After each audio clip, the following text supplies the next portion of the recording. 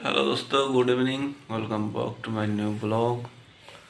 পরবর্তী ব্লগে তোমাদের অনেক অভিনন্দন। আজকে একটু রাতের দিকে ব্লগটা শ্যুট করছি কারণ এই দুদিন ধরে প্রচণ্ড জ্বর, সর্দি, কাশি, উঠতেই পারিনি বিছানা থেকে, যা অবস্থা। গলার আওয়াজ শুনে তোমরা বুঝতেই পারছো, সেটা শুধু আমার একমাত্র নয়, ওর দুজনেরও, মানে এনারও আমার একই অবস্থা। আর মুখে তো কোনো স্বাদ নেই, যা খাচ্ছি মনে হচ্ছে কি না কি খাচ্ছি, স্বাদ পুরো চলে গেছে। তাই বললাম একটু চাউমিন বানাও, ভাল লাগবে। কারণ দুপুরে ধরো ভাত খেয়েছিলাম, কিন্তু সেরকম ভালো লাগেনি। আর ওষুধ তো কেনাই আছে, ওষুধের পাশেই রাখা আছে। আর অতিরিক্ত মশা, ট্যাবলেট সব রাখাই আছে। আর এই যে চাউমিন বানিয়েছে